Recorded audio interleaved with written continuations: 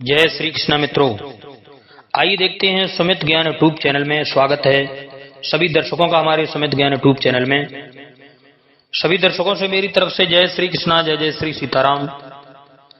आज आप लोगों के समक्ष में ये बताने के लिए जा रहा हूं कि राजा विक्रमादित्य की सेविका पद्मावती की कथा। पद्मावती ने राजा भोज से आकर के कहा, राजा विक्रमादित्य की सेविका हूं। राजा भोज, आप यदि राजा विक्रमादित्य जैसे धीर, वीर, पराक्रमी और परोपकारी हैं तो इस सिंहासन पर अवश्य बैठें। उसके लिए मैं आपको महाराज धीराज विक्रमादित्य की एक कथा सुनाती हूं। और पुतली पद्मावती ने राजा भोज को राजा विक्रमादित्य की एक कथा सुनानी आरंभ की। आइए मित्रों, तो हमारे ऑडियो वीडियो के साथ में अंत तक बने रहें और सुने पूरी विक्रमादित्य की कहानी। राजा विक्रमादित्य के नित्य के नियमों में एक नियम यह था कि वे प्रतिदिन संध्या समय अपनी पुष्प वाटिका में टहला करते थे। एक दिन जब वे संध्या समय पुष्प वाटिका में टहल रहे थे तथा पुष्पों की क्यारियों को निहारते हुए मन ही मन प्रफुल्लित हो रहे थे, तो तभी कहीं से उनके कानों में बचाओ बचाओ का एक स्त्री स्वर गूंज उठा। वे एकाएक सतर्क हो गए। तभी एकाएक वह स्त्री स्वर पुनः उन्हें सुनाई दिया। बिना एक क्षण गमाए विक्रमादित्य दौड़कर महल में गए और तलवार उठाई और घोड़े पर सवार होकर चीख की दिशा में निकल पड़े। यह दृश्य देख राजा ने क्षण भर में म्यान से तलवार निकाली और घोड़े से नीचे कूद गए। उनके नीचे आते ही भागते हुई युवती उनके चरणों में गिरकर बोली, हे वीर, मुझे इस राक्षस से बचा लीजिए। राजा ने युवती को उठाते हुए कहा, उठो बहन, तुम अब राजा विक्रमादित्य की शरण में हो। अब संसार की बड़ी से बड़ी शक्ति भी तुम्हारा कुछ नहीं बिगाड़ सकती। तुम निश्चिंत रहो। हाँ हाँ, राक्षस बोला। कुछ ही दूर पर आ खड़ा हुआ राक्षस भयंकर रूप से अट्ठास कर उठा। तू रक्षा करेगा? विक्रमादित्य से आकर के वो राक्षस बोला, तू रक्षा करेगा इस सुंदरी की? तू तो एक अदाना सा इंसान है। मैं तुझे क्षण भर में ही चीर फाड़ कर एक तरफ फेंक दूंगा। इतना कहकर पूरी क्रूरता के साथ राक्षस आगे बढ़ा। अरे दुष्ट, क्या तूने सुना नहीं? मैं राजा विक्रमादित्य हूं। विक्रमादित्य ने राक्षस को ललकारते हुए कहा, अपने रास्ते पर लौट जा, अन्यथा अपने विनाश का जिम्मेदार तू स्वयं होगा। तू साधारण मानव होकर मुझे ललकारता है। राक्षस उनका परिहास करते हुए बोला, मैं क्षण भर में तुझे चींटी की भांत मसल दूंगा। विक्रमादित्य ने तलवार हाथ में ऊंची करके कहा, तू नहीं मानता तो ठीक है, अब मुझे भी कोई पाप न लगेगा। मैं तुझे युद्ध के लिए ललकारता हूं। राक्षस बड़ी ही कुटिलता के साथ मुस्कुराया और दहाड़ता तथा राजा पर झपटा। उसके निकट आने पर राजा ने एक जोरदार वार राक्षस पर किया। बेहद फुर्ती से राक्षस ने राजा का वार बचाया और भिड़ गया। देखते ही देखते दोनों में घमासान लड़ाई होने लगी। कुछ ही देर में हालात बदलने लगी। राक्षस थकने लगा। उसके चेहरे पर परास्त होने का भाव उजागर होने लगा। विक्रमादित्य ने उचित अवसर देखा और अपनी तलवार का जोरदार प्रहार राक्षस की गर्दन पर कर डाला। पलक झपकते ही राक्षस की गर्दन कटकर दूर जा गिरी। परंतु यह क्या गर्दन कटने की देर ही थी, वह पुनः जुड़ गई। साथ ही जहां पर राक्षस की गर्दन कटकर गिरी थी, वहां पर गिरे राक्षस के रक्त से एक और राक्षस उत्पन्न हो गया। अब राजा के सम्मुख एक के बदले दो राक्षस थे और वे दोनों ही राक्षस अपने रौद्र रूप में आ चुके थे तथा ललकारते हुए राजा की ओर बढ़ रहे थे। यह दृश्य देखकर राजा अचंभित हो गए, पर साहस खोए बिना उन्होंने दोनों का एक साथ मुकाबला करने का निर्णय किया। वे पहले वाले राक्षस से भिड़े हुए थे कि दूसरे राक्षस ने मौका देकर उन पर मूसे का जोरदार वार किया।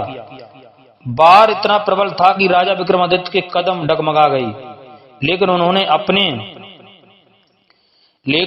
अपने आप को जल्दी ही संभाल लिया। प्रहार सहकर उन्होंने एकदम से क्रोध में आकर दूसरे राक्षस पर हमला कर दिया। पहले दो प्रहारों में उन्होंने राक्षस की दोनों भुजाएं काट गिराई। दूसरे प्रहार से उसकी टांगें काट दी। हाथ पैर कट जाने के बाद राक्षस रक्त रंजित हुआ, धरती पर गिर पड़ा। तथा भयंकर पीड़ा से जोर जोर से कहराने लगा। पहले वाले ने अपनी साथी की है दुर्दशा देखी तो वह एकदम से पलटकर भागा और मैदान छोड़ गया। राजा ने थोड़ी दूर तक उसका पीछा अवश्य किया, परंतु फिर यह सोचकर कि पीठ दिखाने वाले पर प्रहार करना नीति विरुद्ध होए, वे वापस लौट आई। इधर सड़ागत स्त्री उनके घोड़े की आड़ में खड़ी थर थर कांप रही थी। उसने उस भीषण युद्ध के दृश्य को अपनी आंखों से देखा था। उसके निकट पहुंचकर राजा ने कहा, अब तुम निश्चिंत हो जाओ, असली राक्षस मैदान छोड़कर भाग खड़ा हुआ है। दूसरा वाला नकली राक्षस धरती पर पड़ा दम तोड़ रहा है। मेरे साथ महल चलो, मैं तुम्हें तुम्हारे माता पिता के पास पहुंचा दूंगा। वह स्त्री अब भी भय के मारे थर थर कांप रही थी। उसने राजा के कथन के उत्तर में भयपूर्ण सुर में कहा, राजन, आपने मेरी रक्षा की है, आपने मेरी रक्षा की, इसके लिए बहुत बहुत धन्यवाद, किंतु मैं अभी भी सुरक्षित नहीं हूँ। खतरा अभी टला नहीं है। खतरा तभी टल सकता था जब वह मारा जाता, क्योंकि वह जीवित मैदान छोड़कर भागा है। अतः समय पाते ही वापस आ जाएगा और मैं जहाँ कहीं भी रहूंगी मुझे ढूंढ लेगा। वह पुनः मुझे उठाकर इसी स्थान पर ले आएगा और मुझसे वह चाह करने लगेगा जो वह चाह रहा था। विक्रमादित्य ने समझा करके जवाब दिया, चिंता मत करो बहन, मैंने तुम्हें रक्षा का वचन दिया है। शरीर में जब तक अंतिम सांस रहेगी तब तक मैं तुम्हारी रक्षा करूंगा, पर मुझे अपना परिचय दो और यह भी बताओ कि वह 1 से 2 राक्षस क्यों कर हो गया, गर्दन कट जाने के पश्चात भी वह क्यों कर जीवित हो गया। इन रहस्यों पर से पर्दा हटाओ तथा सारी बातें मुझे विस्तार पूर्वक बताओ। अवश्य राजन, वो सुंदरी बोली, मैं सिंहासन दीप राज्य के एक ब्राह्मण की पुत्री हूँ। एक दिन मैं अपनी सखियों के साथ एक तालाब पर नहाने गई थी कि उस भयानक राक्षस ने मुझे पकड़ लिया और मुझे बंदी बनाकर यहाँ इस निर्जन वन में ले आया। वह मुझे तरह तरह से डराता धमकाता रहा और मुझसे विवाह करने को कहता रहा, पर मैंने भी सोच लिया था अपने जीते जी उस दुष्ट को अपना शरीर न छूने दूंगी। इतना कहकर वह पुनः रोने लगी। डरो मत बहन, उस दुष्ट का अंत मेरे हाथों से ही होगा। फिर कुछ रुककर विक्रमादित्य ने कहा, पर तुमने अभी तक दूसरे पैदा हो जाने वाली राक्षस का रहस्य नहीं बताया। बताती हूँ, जरा ठहरो। स्त्री ने आंसू पोंछकर बताना शुरू कर दिया।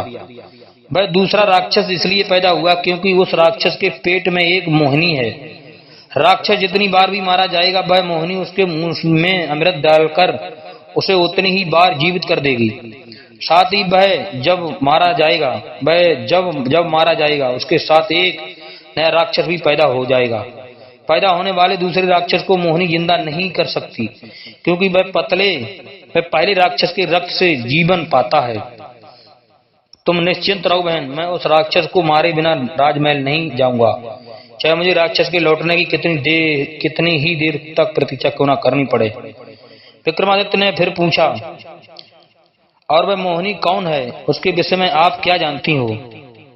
वह अभी तक मेरे सम्मुख नहीं आई, अतः उसके विषय में मैं नहीं जान सकी हूँ। राक्षस के विषय में इतनी बात इसलिए जान सकी हूँ क्योंकि उसने स्वयं अपने विषय में यह बताई थी। ठीक है, राजा बोले, मैं यहीं ठहरकर उस राक्षस की प्रतीक्षा करता हूँ। जब वह भी लौटकर आएगा मैं उसको यमलोक पहुंचा दूंगा। उसे यमलोक पहुंचाना इतना आसान नहीं है राजन, सुंदरी ने बताया। वह जब जब मारा जाएगा तब तब नई शक्ति पाकर जीवित हो जाएगा, देखा जाएगा। राजा विक्रमादित्य बोले और वहीं एक पेड़ के तने से टिककर बैठकर विश्राम करने लगे। विक्रमादित्य को अभी विश्राम करते कुछ ही समय बीतता हुआ था कि सामने की झाड़ियों से एक सिंह तेजी से गरजता हुआ सारा राजा पर झपटा। गर्जना करते हुए उसने भयानक रूप से छलांग लगाई। विक्रमादित्य बड़ी फुर्ती से संभले, लेकिन फिर भी छलांग लगाने वाला सिंह उनकी बाह पर जख्म लगाता चला गया। घाव की परवाह किए बिना विक्रमादित्य ने सिंह के दूसरे हमले के लिए स्वयं को तैयार कर लिया। इस बार सिंह जैसे ही दहाड़ मारकर उनकी ओर आया, उन्होंने उसे पैरों से पकड़कर हवा में उछालकर दूर फेंक दिया। दूर जा गिरने वाले सिंह ने भयानक दहाड़ें लगाई और फिर उसके बाद उसने राक्षस का रूप धारण कर लिया। तो ये बात है, राजा बोले, छल से ये मुझ पर आक्रमण करने आया है था। इसके बाद उन्होंने तलवार उठाई और राक्षस की ओर लपके और उसे भिड़ गई। दोनों के बीच भयंकर युद्ध होने लगा। विक्रमादित्य के प्रहारों से राक्षस लड़खड़ाने लगा। उचित अवसर पाकर राजा ने तलवार राक्षस के पेट में घोंप दी। राक्षस दर्दनाक गर्जना करता हुआ धरती पर गिरकर छटपटाने लगा। राजा विक्रमादित्य रुके नहीं, झपट कर उन्होंने राक्षस का पूरा पेट चीर डाला। पेट फटते ही राक्षस के पेट में निवास करने वाली मोहिनी बाहर निकली और राक्षस के लिए अमृत लाने के लिए दौड़ी। राजा विक्रमादित्य ने अतिशीघ्र मां काली द्वारा दिए गए दोनों बेतालों का स्मरण किया। उनके प्रकट होते ही उन्हें आदेश दिया, देखो वह स्त्री बचकर भागे ना पाए, पकड़ लाओ उसे, जाओ आज्ञा, जो आज्ञा स्वामी। यह कहकर दोनों बेताल तीव्र गति से उड़े और मोहिनी को पकड़कर राजा के सामने लाकर पेश किया। अमृत न मिल पाने के कारण कुछ ही पलों में राक्षस तड़प कर मर गया। राजा ने मोहिनी से पूछा, कौन हो तुम और किस कारण से राक्षस के पेट में निवास करती हो? राजन मोहिनी ने उत्तर दिया, मैं भगवान शंकर की एक गणिका थी। एक दिन मुझसे उनकी आज्ञा का उल्लंघन हो गया। उन्होंने क्रोधित होकर मुझे श्राप दे दिया, बे मोहिनी बना दिया और इस राक्षस को दे दिया। अब इस राक्षस को मारकर आपने मुझे अपने बस में कर लिया है। आज से मैं आपकी दासी बनकर रहूंगी। इस घटना के पश्चात राजा मोहिनी तथा ब्राह्मण कन्या को साथ लेकर महल लौटे। ब्राह्मण कन्या के परिवार वालों को उसे सौंपकर उसका विवाह करा दिया तथा मोहिनी से उन्होंने स्वयं विवाह कर लिया। कथा सुनाकर पुतली बोली, हे राजन, क्या आपने कभी हमारे भूतपूर्व राजा के सामने किसी राक्षस का वध किया है? क्या कभी किसी दुखियारी स्त्री की सहायता की है? यदि हाँ तो आप इस दिव्य सिंहासन पर बैठने के सर्वदा योग्य हैं, अन्यथा आप इस पर बैठने का विचार त्याग दें। जय श्री कृष्णा मित्रों, जय श्री कृष्णा, जय जय श्री सीताराम। हमारे चैनल को सब्सक्राइब करें, लाइक करें और भी इसी तरीके से वीडियो पाते रहें। जय श्री सीताराम।